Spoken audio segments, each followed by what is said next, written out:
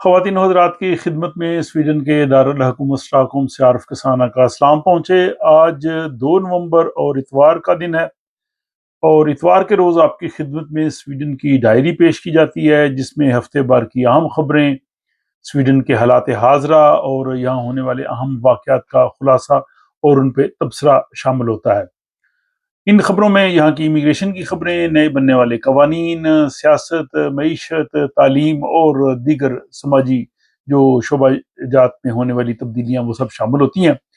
تو آج کی سویڈن کی ڈائری کی پہلی خبر امیگریشن سے متعلقہ ہے۔ مائیگریشن کے وزیر یون فشل نے کہا ہے کہ جو سویڈش لوگ اپنی فیملی ممبرز کو سویڈن بلانا چاہتے ہیں، ان کے لیے انتظار کی مدت جو ہے وہ پہلے کی نسبت نصف ہو گئی ہے۔ اور انہوں نے کہا کہ انہوں نے مائیگریشن ایجنسی کو یہ خصوصی ہدایات کی تھی کہ جو سویڈش شہری اپنے فیملی ممبرز کو سویڈن بلانا چاہتے ہیں، ان کے لیے ان کو زیادہ انتظار نہ کرنا پڑے، اور اب انتظار کا جو عمل ہے وہ پچھلے سال کی نسبت نصف ہو گیا، اور ان تمام کیسز کو جلدی پروسیس کیا جا رہا ہے تاکہ جو سویڈش شہری ہیں وہ اپنی بیوی بچوں کو اگر سویڈن بلانا چاہتے ہیں، فیملی ممبرز کو، تو ان کے لیے یہ طریقہ کار جو ہے وہ آسان اور تیز ہو جائے۔ تو اس حوالے سے جو ناظرین ہیں، اگر انہیں بھی اس طرح کے کسی معاملے سے واسطہ پڑا ہے تو وہ بھی اپنی رائے یا اپنا جو مشاہدہ ہے اس کو کمنٹ میں لکھ سکتے ہیں۔ دوسری بڑی اہم خبر جو ابھی چند دنوں سے کافی میڈیا میں زیر بحث رہی ہے کہ سویڈن کی حکومت یہ چاہتی ہے کہ لوگ رضاکارانہ طور پہ کچھ رقم لیں اور سویڈن سے چلے جائیں۔ یہ سلسلہ نیا نہیں ہے، یہ بہت پرانا ہے، پرانی حکومتوں کے زمانے میں بھی یہ رہا تھا، لیکن اب جو موجودہ حکومت ہے، خصوصی طور پہ جو سویڈش ڈیموکریٹس ان کی سپورٹ کر رہے ہیں، وہ اس عمل کو تیز کرنا چاہتے ہیں، اور اس لیے انہوں نے جو رقم ہے اس میں کافی زیادہ اضافہ کر دیا۔ اب تقریباً 3.5 لاکھ کے قریب قریب ایک شخص کو وہ دیتے ہیں، اور اگر پوری فیملی ہو 6 لاکھ کے قریب، تاکہ وہ یہ رقم لیں اور اپنا سویڈن میں رہنے کا حق جو ہے وہ ختم کر دیں اور یہاں سے رضاکارانہ طور پہ اپنے ملک واپس چلے جائیں۔ اور اس عمل کے لیے انہوں نے مساجد کو بھی استعمال کرنے کا فیصلہ کیا ہے۔ مساجد کو انہوں نے خطوط بھیجے ہیں مائیگریشن ایجنسی کی جانب سے کہ ہم مسجد میں آنا چاہتے ہیں اور وہاں پہ آ کے لوگوں سے بات کرنا چاہتے ہیں، ان کو اس اسکیم کے بارے میں بتانا چاہتے ہیں، تاکہ جو لوگ سویڈن سے اپنی مرضی سے جانا چاہیں وہ جا سکیں اور مائیگریشن ایجنسی ان کے لیے انتظامات کر سکے۔ اس پہ جو گوتھنبرگ کی مسجد ہے انہوں نے کہا کہ ہمارے لیے یہ بہت مشکل ہے، ہم اگرچہ سویڈن کی جو اتھارٹیز ہیں ان کو بلاتے ہیں وہ مسجد میں آئیں، لوگوں سے ملیں، بات چیت کریں،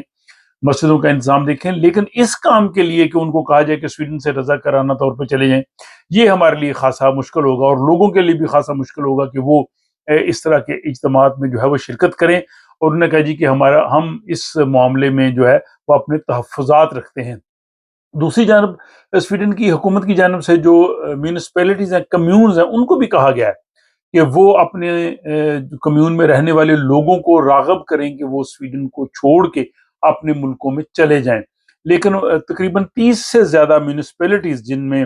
مالمو، ویخو، بلکہ اسٹاک گوتنبرگ وغیرہ کی میونسپیلٹیز شامل ہیں،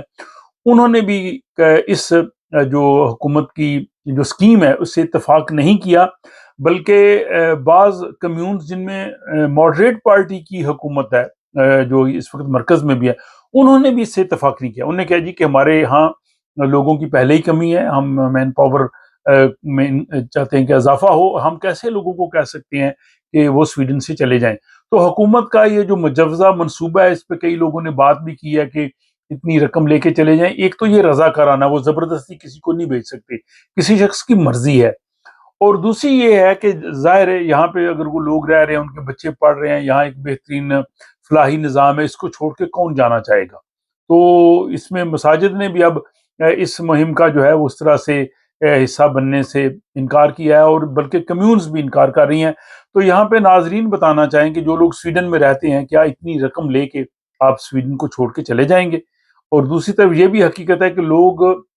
لاکھوں روپے دے کے بڑی مشکل سے، بلکہ وہ کشتیوں کے ذریعے اپنی جان کو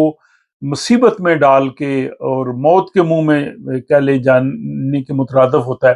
اس عمل سے گزر کے یورپ آ رہے ہیں۔ تو یہ کیسے ممکن ہے کہ جو لوگ یہاں پہ رہ رہے ہیں، جن کو یہاں پہ رہنے کا حق حاصل ہے، ویزا حاصل ہے، ریزیڈنس پرمٹ ہے، وہ چھوڑ کے اپنے ملکوں کو چلے جائیں۔ تو بہرحال آپ اس حوالے سے اپنی رائے کا اظہار کیجیے، اس حوالے سے جو بھی اپڈیٹس آ رہی ہیں وہ میں آپ کی خدمت میں پیش کرتا جا رہا ہوں۔ اگلی خبر جو ہے وہ سویڈن میں جابز کے حوالے سے ہے، اور وہ یہ ہے کہ سویڈن میں جو تعلیم کا سسٹم اسکول کے بعد ہے وہ دو طرح سے ہے۔ ایک یونیورسٹیز کے ایجوکیشن ہے جس میں پروفیشنل ایجوکیشن اصل لوگ کرتے ہیں،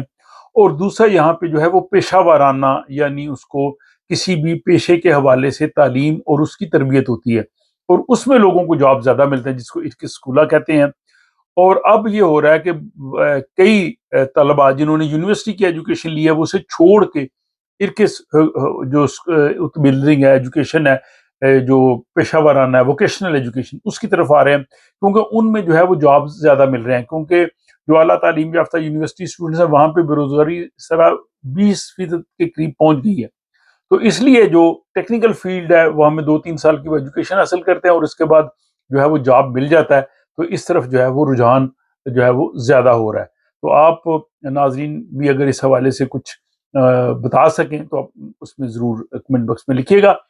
اگلی خبر یہ ہے کہ سویڈن میں غیر ملکی پس منظر رکھنے والے افراد پر حملہ کے الزام میں 4 افراد پر مقدمے کی کارروائی شروع ہو گئی ہے۔ یہ انتہائی دائیں بازو سے ان کا تعلق ہے، اور انہوں نے ان لوگوں پہ الزام کیا۔ پروسیکیوٹر نے اب اس کے بارے میں تمام تر تفصیلات دے کے اب عدالت میں جو ہے وہ مقدمہ شروع ہو گیا، اور ان کا کہا جا رہا ہے کہ وہ نازی